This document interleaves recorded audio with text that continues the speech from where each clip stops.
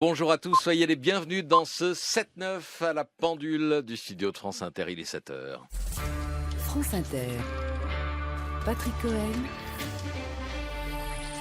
le 7-9.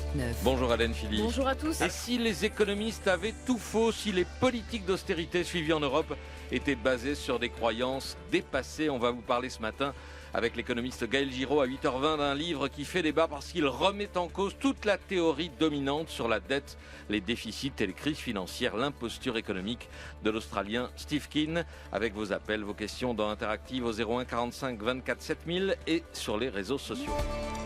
Sur France Inter. Dans cette crise dont nous ne voyons pas l'issue, voici un livre qui mérite qu'on s'y arrête. Il est signé de Steve Keen, un économiste australien qui enseigne à l'université Kingston de Londres, et il démonte un par un les postulats de la théorie économique dominante, celle qui montre la voie à la plupart des gouvernements et qui conduit notamment aux politiques d'austérité menées en Europe, celle qui n'avait pas prévu ni même imaginé la crise.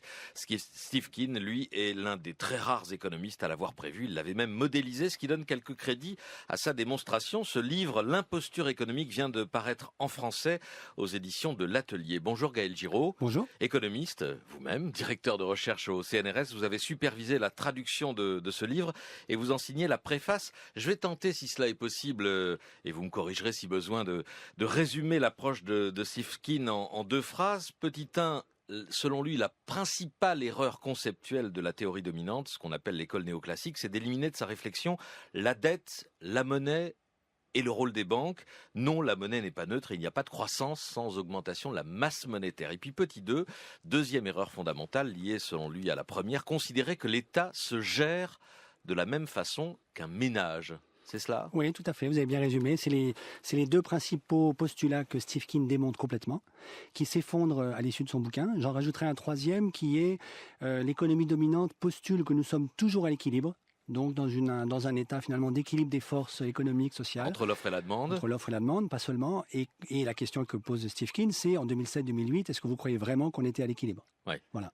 Alors, je reviens sur le deuxième point parce qu'il est le plus concret. C'est un livre, je rappelle que vous parlez là ce matin à des profanes, à commencer par votre serviteur. Donc on va pas trop faire de théorie économique, mais on va revenir sur quelques principes qui ont des applications concrètes dans notre vie, dans les politiques publiques qui sont menées aujourd'hui. Quand une famille réduit ses dépenses, ça ne change rien à ses revenus. Pour l'État, c'est le contraire. C'est pas vrai. Ce que montre Steve, c'est que, si vous voulez, ce qu'on enseigne dans toutes les universités, au lycée, ce que répètent jour et nuit les fonctionnaires de la BCE, du FMI, de la Banque mondiale, c'est juste faux. C'est pas vrai que lorsque l'État, par exemple, augmente ses dépenses publiques, les ménages en face vont systématiquement réduire leurs dépenses parce qu'ils pensent que dans le futur, il y en aura augmentation de taxes pour compenser la dépense publique. C'est pas du tout ce qu'on observe empiriquement. Et ça ne tient pas la route du point de vue analytique. Et donc Steve pose la question, est-ce que vous croyez vraiment que la dépense publique, c'est le péché originel ? On n'a aucune démonstration de ça. Et une fois qu'on a compris ça, on voit bien que toutes les politiques d'austérité qu'on mène en Europe aujourd'hui n'ont aucun fondement théorique. C'est des postulats politiques qui n'ont pas de fondement dans l'économie contemporaine, aujourd'hui. Ça veut dire qu'à vos yeux et à ceux de Steve Keen, l'endettement des États n'est pas un problème ? C'est pas du tout ça. Ça veut dire l'endettement des États n'est pas neutre au sens où le dit la théorie économique dominante. Et donc ça veut dire qu'il peut y avoir des situations comme celle que nous vivons aujourd'hui, par exemple une situation de déflation, celle que nous avons en Europe aujourd'hui, où tout le monde est criblé de dettes. Je vous rappelle que ceux qui ont le plus de dettes en Europe, c'est pas du tout les États, ce sont les banques. Ce sont les banques qui évidemment se gardent bien de nous le dire. Ensuite, les banques, le secteur des industries privées, les ménages et puis les États. Et donc la question, c'est quand on est dans une situation de déflation, comme l'est le Japon depuis 20 ans, qu'est-ce qui est le plus urgent ? Est-ce que le plus urgent, c'est que l'État se désendette comme tout le monde et donc approfondisse la spirale déflationniste, ou bien qu'au contraire, il soit le seul acteur économique qui peut se permettre de continuer à avoir de la dette quelques années de plus pour permettre à la machine économique de repartir ? C'est ça là, le grand enjeu. Pourquoi, aux yeux de Steve Keen, le volume de la dette privée est préoccupant, notamment en Grande-Bretagne et pour quelle raison, si j'ai bien lu, notamment dans ses interviews, c'est là le principal risque d'une crise financière dans les années à venir. Oui, tout à fait. Parce qu'en fait, ce qu'on observe historiquement, c'est que à chaque fois qu'il y a eu une grande crise économique, ça a toujours été précédé par une explosion de la dette privée et en fait, pour être plus précis, du rapport dette privée sur PIB, sur PIB. Bon. Et aujourd'hui, en Grande-Bretagne, aux États-Unis et en grande partie en Europe aussi, ce ratio-là, le rapport dette privée sur PIB, est de nouveau en train d'augmenter très rapidement. Et ça, c'est le signe avant-coureur de la prochaine crise. Quand on parle de dette privée, qui pratiquement est endetté? Comme je le disais tout à l'heure, d'abord et en premier chef, les banques, établissements financiers. Les banques, qui ont des dettes absolument colossales. Et ensuite, le secteur privé industriel et les ménages. Donc c'est quoi? C'est une bulle? Alors, il y a une bulle financière actuellement, ça c'est très évident. Vous voyez le cours des marchés financiers qui n'a jamais été aussi élevé qu'aujourd'hui, comme si la crise financière était très loin, alors qu'en réalité, du côté de l'économie réelle, on n'a absolument pas tourné la page de la crise économique. Et donc, il y a un découplage complet entre la sphère financière d'un côté, la sphère réelle de l'autre. Ça veut dire qu'aujourd'hui, vous avez des tas d'acteurs financiers qui s'endettent pour pouvoir profiter de la hausse des cours financiers, mais qui, tôt ou tard, seront incapables de rembourser leurs dettes. Et c'est là que le problème de la dette privée apparaît et provoque inévitablement la crevaison de la bulle et donc le krach financier. Je reviens sur le terrain de la dette publique puisque c'est au nom de la réduction de cette dette, finalement c'est la finalité des politiques qui sont suivies aujourd'hui en Europe. On a une particularité aujourd'hui, c'est la faiblesse des taux d'intérêt. Il y a même, on en a parlé ici, des taux négatifs qui s'appliquent aujourd'hui pour les emprunts à court terme sur la France. On n'est pas à l'abri d'une remontée de ces taux d'intérêt. Tout à fait, absolument. Mais ça, c'est une bêtise que nous avons faite de nous rendre complètement dépendants, disons, du caractère absolument volage des marchés financiers, qui aujourd'hui nous prêtent à des taux négatifs, mais qui demain matin peuvent nous assassiner du jour au lendemain avec des taux d'intérêt qui peuvent exploser sur la dette française. Le point qu'essaie de faire Steve Keen et beaucoup d'autres économistes, il n'est pas tout seul, moi-même et d'autres, c'est de dire aujourd'hui, le plus urgent, c'est que l'État relance la machine à travers un certain nombre d'investissements ciblés, de mon point de vue essentiellement des investissements autour de la transition énergétique, et qu'au fond le fait que nous ayons la dette publique ne devrait pas être un obstacle comme tel. Ce n'est pas un obstacle de principe si vous voulez. L'État se désendettera plus tard lorsque l'économie privée ira mieux. Il se trouve qu'aujourd'hui l'économie privée est ultra endettée et que l'urgence des urgences, c'est pas que l'État se désendette avec les autres. Donc, pour être très concret, l'État français va emprunter l'an prochain sur les marchés environ 200 milliards d'euros. Oui, comme chaque année. Ça devrait être plus? Ça devrait être davantage? Ça devrait être davantage si on a des vrais projets, des vrais investissements liés par exemple à la transition énergétique. Oui, tout à fait. Quitte à faire monter évidemment remonter le niveau de la dette. Quitte à ce que le taux d'intérêt augmente, c'est pas, on va pas en mourir demain matin. Et accroître aussi le déficit du budget de l'État. Oui, absolument. C'est un accroissement temporaire, c'est un mal nécessaire, si vous voulez, pour nous sortir de la trappe déflationniste. L'alternative, c'est le sentier japonais. Le Japon est dans la déflation depuis 20 ans, s'y débat comme un beau diable et n'arrive absolument pas à en sortir. Si vous regardez un peu la politique de Shinzo Abe, il tente tout et n'importe quoi pour essayer de sortir du marécage et il n'y parvient pas. Donc il n'a plus de croissance depuis 20 ans, il y a juste le chômage qui augmente et les dettes de tout le monde qui augmentent. C'est ça qu'il faut absolument éviter en Europe, puisque la dernière fois que ça nous est arrivé, c'était les années 30. Et nous n'en sommes sortis que par des sorties de route absolument antidémocratiques, vous voyez très bien le schéma pour nous aujourd'hui, et par la guerre. Ce livre, L'imposture économique, est paru dans une première version il y a plus d'une dizaine d'années déjà, je crois, oui, en 2000, en Australie. Il a été réédité plusieurs fois. Aujourd'hui, je le disais, Steve Keen en scène à Londres. Quel est le débat provoqué par ce livre que vous qualifiez de fondateur dans les milieux économiques anglo-saxons et au sein de la communauté des économistes? Donc il y a un débat considérable aujourd'hui. Vous avez par exemple l'INET, le Institute for New Economic Thinking, qui est un institut pour la nouvelle pensée économique qui s'est emparé du travail de Steve Keen et d'autres économistes, ils sont très nombreux, pour dire il y a plein de choses qui ne vont pas du tout dans l'économie dominante, il faut repenser de fond en comble l'économie aujourd'hui. Donc le débat est complètement ouvert. Évidemment, en face, les économistes orthodoxes n'ont pas du tout intérêt à ce que le débat ait lieu. Donc ils vont passer leur temps à dire mais non, tout ça, ça vaut rien, sans accepter d'entrer dans le débat. Mais il faut qu'ils se coltinent les arguments de Keen et qu'ils y répondent, point par point. Pourtant, Steve Keen montre les doutes de ce que vous appelez les économistes orthodoxes, c'est-à-dire qu'ils ont eux-mêmes détecté un certain nombre de failles du système et des modèles qui sont enseignés partout. C'est ça qui est le plus extraordinaire, c'est que les meilleurs d'entre eux ont très bien compris que leur théorie ne tient pas la route. Et ils l'ont dit en plus. Oui. Mais les moins bons d'entre eux n'ont pas entendu, n'ont pas compris et continuent de répéter le catéchisme comme s'ils ne savaient pas qu'au fond, le catéchisme qu'ils enseignent ne tient pas la route. Oui. C'est très impressionnant. Steve Keen se qualifie lui-même de post-keynésien. Qu'est-ce que ça veut dire? Oui, donc ça veut dire que c'est quelqu'un qui prend très très au sérieux le travail de Keynes, beaucoup plus que nous l'avons fait après la Seconde Guerre mondiale, et qui dit notamment la monnaie c'est un enjeu central dans l'économie. Mais je ne pense pas qu'il y ait besoin d'avoir un doctorat en économie pour comprendre que la monnaie c'est central dans nos économies. Eh bien, figurez-vous que la plupart des modèles utilisés par les économistes qui travaillent, qui à la BCE, qui au FMI, etc., sont des modèles sans monnaie. C'est extraordinaire. Oui. Parmi les économistes français que vous citez, il y a Thomas Piketty, qui a obtenu un succès considérable en France, mais aussi aux États-Unis, où son livre de Capital au XXIe siècle s'est arraché. Et vous expliquez que Thomas Piketty, lui, a fait du chemin, mais qu'il est au milieu du gué quand Steve Keen est déjà passé sur l'autre rive. Au sens où ce que montre Thomas, c'est absolument fondamental, hein, c'est une explosion des inégalités de capital. Et donc c'est un fait, si vous voulez, empirique, historique, mais Thomas n'essaye pas de révolutionner la théorie économique comme telle. Bon, ce que fait Steve Keen, c'est de dire, non seulement il y a des faits majeurs que la théorie dominante ne voit pas, par rapport auxquels elle est aveugle, mais en plus la théorie elle-même doit être refondée. Et ça, c'est ce que fait Steve Keen. Gaël Giraud, qui a supervisé la traduction et qui a signé la préface de l'imposture économique de Steve Keen. On continue d'en parler avec les réflexions, les appels, les questions. Vos propos, Gaël Giraud, ont suscité pas mal d'interrogations chez nos auditeurs. Qui est en ligne? Florie, qui nous appelle de Poitou-Charentes. Bonjour. Bonjour. Nous vous écoutons. Merci de prendre ma question. Donc ma question est la suivante. Nous savons aujourd'hui que notre système de croissance économique n'est pas durable. Pourtant, nos politiques, nos médias et nos lobbies ne jurent que par ce paradigme. Alors pouvons-nous ou devons-nous continuer à faire confiance à ces personnes ? Merci Florie. Gaël Giraud. Oui, cette auditrice a tout à fait raison de poser la question. Il faut abandonner le veau d'or que constitue la croissance du PIB. La croissance du PIB, c'est pas une promesse de prospérité, et c'est la promesse au contraire que nous allons dans le mur du point de vue énergétique et écologique. Donc elle a tout à fait raison. Là aussi, il y a un changement, disons, de paradigme, de mentalité radicale qu'il faut faire. Il faut qu'un certain nombre de nos paramètres croissent.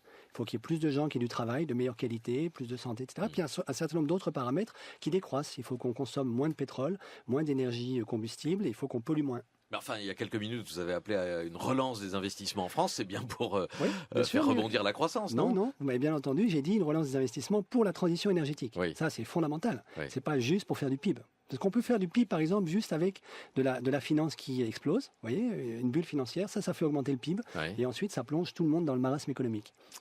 Christian nous appelle de Rennes. Bonjour Christian. Oui, bonjour. Merci d'avoir pris ma question. Voilà, alors ma question est toute simple. Il semblerait que les gouvernements successifs de la France aient garanti les emprunts par notissement sur l'épargne française. Actuellement, la dette est de l'ordre de 2 000 milliards et disons les bas de laine des Français représentent 12 000 milliards d'euros. Alors qu'en est-il exactement? Est-ce qu'un gouvernement ne serait pas tenté de puiser sur l'épargne française afin de rembourser la dette? Christian, merci. Gaël Giraud. De nouveau, cet auditeur n'a pas de tort, au sens où on pourrait très bien imaginer qu'on fasse un grand emprunt national qui nous permette d'utiliser l'épargne des Français, qui de fait est très abondante, plutôt que de nous remettre entre les mains des marchés financiers. Aujourd'hui, honnêtement, c'est pas du tout une urgence vu la faiblesse des taux auxquels nous pouvons emprunter. Mais si jamais demain matin les marchés financiers se décidaient, disaient, voilà, c'est amusant de pilonner la dette française, comme on l'a fait pour la dette grecque ou pour la dette espagnole, eh bien, on pourrait tout à fait envisager, on l'a fait dans les situations de crise extrême en 1976, rappelez-vous, au moment de la sécheresse, on pourrait tout à fait imaginer qu'on fasse un grand emprunt national, solidarité nationale, et on demande aux Français de prêter à l'État. Donc les Français, nous prêtons à nous-mêmes pour pouvoir avancer et pour la génération future. Sur quel niveau d'emprunt on peut emprunter jusqu'à 200. Bon, l'auditeur, il mélange plusieurs choses à la fois, mais en gros, on peut emprunter jusqu'à 200 milliards chaque année. En fait, de bas de laine des Français, d'épargne française. Et c'est à peu près ce que nous empruntons au marché financier. Ouais. Donc en réalité... À quel taux? Oui, c'est ça. Après, c'est l'intérêt de... C'est ça la question. Mais c'est l'intérêt de prêter à l'État. C'est un débat politique. C'est à combien est-ce que les Français sont prêts à se prêter à eux-mêmes pour pouvoir relancer la machine économique française? Ah, ça, je sais pas, c'est à nous de décider ensemble. Ça, c'est un débat politique.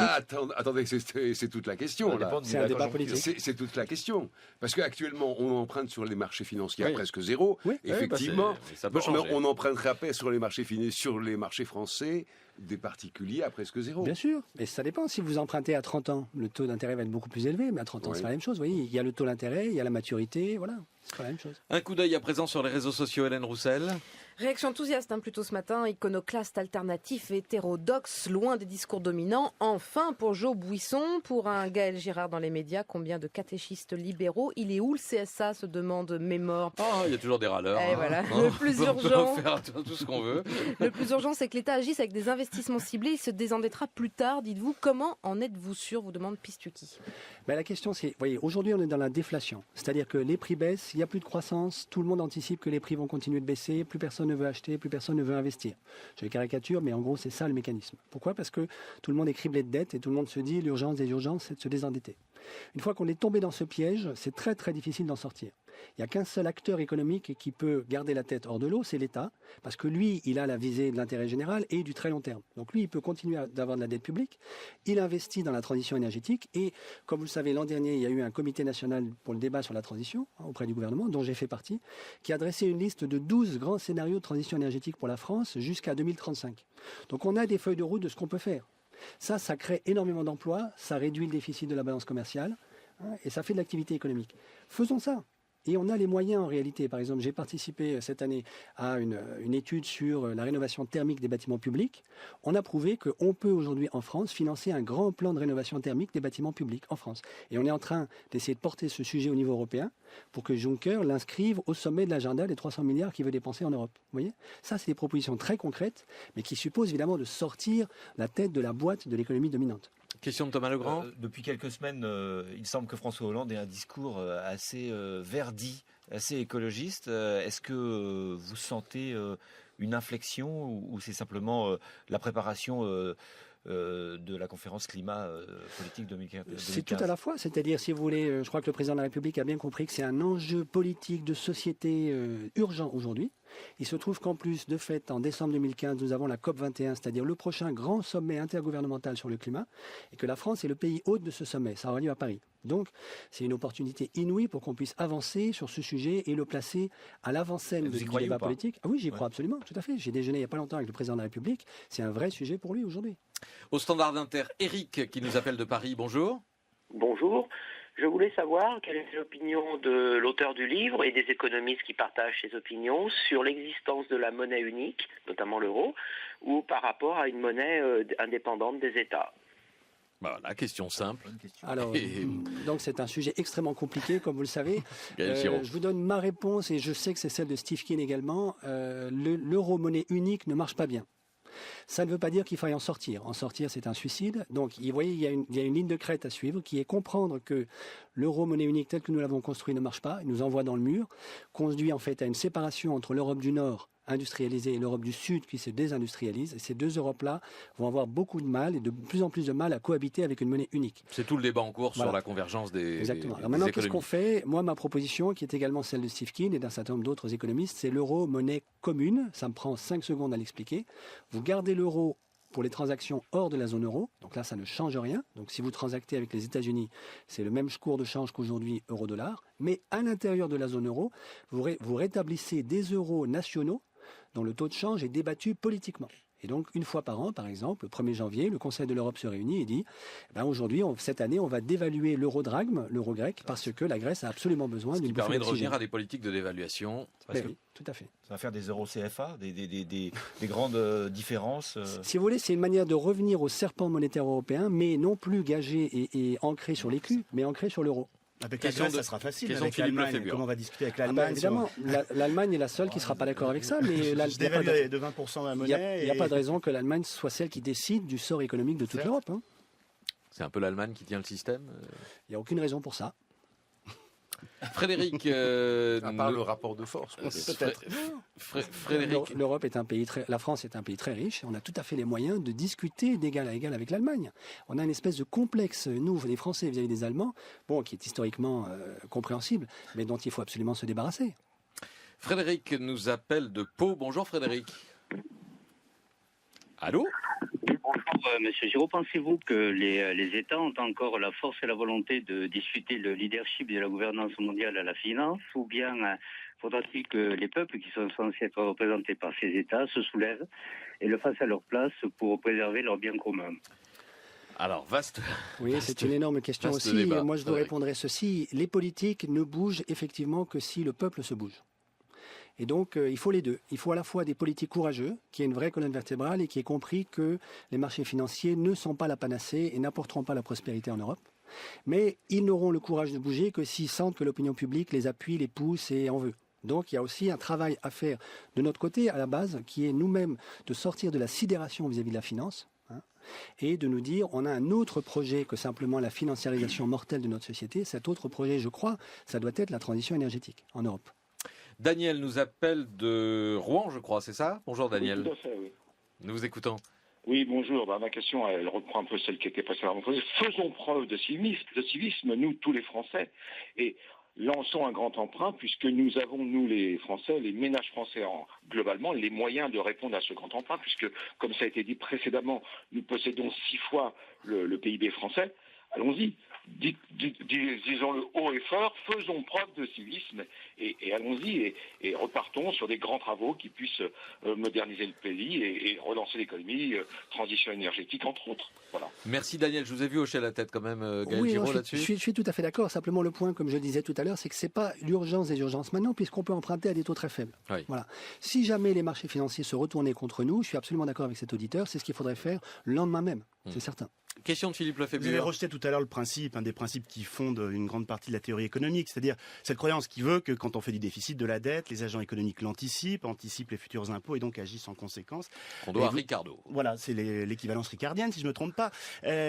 Pourtant, il y a des exemples. En France, pays où les impôts sont élevés, il y a un taux d'épargne très fort. C'est bien qu'on anticipe finalement les impôts à venir. Ça existe quand même. Ouais, non, cette pas du attitude-là. Pas du tout. Empiriquement, ce que vous appelez l'équivalence ricardienne, c'est cette idée-là. Hein, c'est qu'à chaque fois que l'État dépense 1 euro, les ménages épargnent 1 euro en se disant attention, dans le futur, les impôts vont augmenter. Empiriquement, ça n'a jamais été démontré. Donc, premièrement, c'est une espèce de loi qu'on enseigne partout, que moi j'enseigne à mes étudiants. Je suis obligé de l'enseigner à mes étudiants. Ah, vous l'enseignez vous-même? Je suis obligé de l'enseigner. Mais évidemment, je leur explique que c'est complètement faux. Hein. Vous faites un gros je fais passer des concours dans les grandes écoles où je demande aux étudiants de me réciter ça et je donne une très bonne note à celui qui m'explique que c'est faux. Hein. C'est empiriquement complètement faux. Et en plus, le taux d'épargne des Français, vous l'expliquez pas par ça, par exemple? Pas du tout. Une anticipation sur les impôts à venir, Il y a d'autres pays qui dépensent autant qu'en France où le taux d'épargne est plus faible. Donc vous voyez bien que ce n'est pas une question d'anticipation rationnelle de l'augmentation des impôts. Et la question qu'on pourrait poser, c'est, admettons même que les ménages français anticipent qu'il va y avoir une hausse des impôts. Pourquoi est-ce qu'elle aurait lieu demain matin et pas dans 3 générations? Qu'est-ce qu'ils en savent? Est-ce qu'aujourd'hui j'augmente mon épargne de manière à ce que mon arrière-petit-fils ait moins d'impôts à payer? C'est pas vrai. Vous voyez bien que c'est pas vrai du tout. C'est l'insécurité qui explique l'augmentation de l'épargne. Oui, c'est pas lié en tout cas à la dépense publique. Bernard Guetta, vous avez fait allusion tout à l'heure au plan Juncker. J'imagine que dans votre esprit, il est totalement insuffisant, ce qu'il est effectivement. Mais au-delà de ça, est-ce que vous voyez ou pas du tout un tournant dans la vision économique des gouvernements européens aujourd'hui? Alors, un tournant, il faudrait avoir beaucoup de préscience. Ce qui me semble, il y a une petite inflexion liée au fait que la BCE a bien compris le drame de la déflation que j'ai essayé de décrire tout à l'heure. Hein. Donc la BCE est très très alertée là-dessus. Elle essaie d'agir en conséquence avec les moyens qui sont les siens. Maintenant, l'essentiel est dans la main des États, des gouvernements, qui, à mon sens, doivent lancer un grand projet de type transition énergétique. Si on le fait au niveau européen, c'est encore mieux. On aura une force de levier. L'idée monte partout. Comment? L'idée monte partout. Oui, l'idée monte partout, tout à fait. Donc j'ai bon espoir qu'on y arrive. Il faut un minimum de coordination, il faut mettre les bouchées doubles. Aussi bien la Commission européenne que Juncker, que le Parlement européen commencent à s'habituer à l'idée. Donc peut-être qu'on en reparlera dans 6 mois. Arnaud nous appelle de Dordogne. Bonjour. Oui, bonjour. Ma question, en fait, était assez simple. C'était à propos de l'endettement. Je suis parfaitement d'accord avec le fait qu'il faut s'endetter pour investir et avoir de l'avenir. Ma question, c'était plus sur le financement en fait de notre système si précieux de protection sociale et de retraite, qui n'est financé que par la dette, mais qui n'est pas un endettement d'investissement. Comment est-ce qu'on peut faire pour sortir de ça, sachant qu'aujourd'hui, on n'arrive pas à le financer sans s'endetter? Et donc, c'est une dette qui est perdue en quelque sorte, puisqu'elle ne peut pas servir à investir et donc à relancer la machine. Merci pour cette question, Arnaud. Gaël Giraud. Oui, en fait, alors, ce qui est pas tout à fait, là où je suis pas tout à fait d'accord avec vous, c'est quand vous dites c'est une espèce de dépense à fond perdu. En réalité, pour qu'un investissement concret aujourd'hui puisse rapporter et donc créer de la croissance, des emplois, ce que vous voulez, il faut aussi qu'il y ait un environnement avec des gens qui sont en bonne santé, qui peuvent travailler. Et ça n'est possible que parce que vous avez du service public, des biens publics qui sont financés dans l'économie. Et donc, pour ça, il vous faut de la protection sociale. Il vous faut un système hospitalier de grande qualité, etc. Vous voyez ? Donc, tout ça, évidemment, si je regarde simplement localement mon investissement, je ne le vois pas. Simplement, mon investissement ne sera jamais rentable si je n'ai pas l'environnement favorable qui lui permet de porter les fruits et d'être fécond. Pour finir, Gaël Giraud, est-ce que vous pouvez répondre simplement à la question qui est posée au fond par ce livre de Steve Keen ? Les économistes sont des imposteurs? Non, d'abord parce que les économistes sont très hétérogènes, il y a de tout dans les économistes. Ce qui ne va pas, c'est qu'aujourd'hui nous sommes rendus aveugles par une théorie dominante qui refuse d'entrer dans le débat et qui cornérise tous ceux qui la critiquent. Non, mais cette théorie dominante, elle est portée par un collectif, par un oui, ensemble. C'est ça, tout à fait. Oui. Donc, et elle les économistes. Non, pas tous les économistes, c'est ça. Il ne faut pas non plus faire des économistes les boucs émissaires. Alors, ceux qui guident les politiques suivies dans la plupart des gouvernements. Ceux-là, en général, effectivement, manquent beaucoup de clairvoyance, de recul, parce qu'ils n'ont pas le temps beaucoup de réfléchir. Bon, et ils devraient tous lire le bouquin de Sifkin, certainement. Bon, très bien. Vous nous le recommandez. Je dois dire quand même, il faut être honnête avec les auditeurs. Il y a des passages sur lesquels il faut s'accrocher et les profanes en sciences économiques auront du mal à franchir les remises en cause sur des courbes de l'offre et des courbes de la demande. Mais c'est un bouquin qui s'adresse à tout le monde. Sifkin, l'imposture économique aux éditions de l'Atelier, préface de Gaël Giraud. Merci d'être venu nous en parler ce matin sur France Inter. Je rappelle que vous avez supervisé la traduction de ce livre.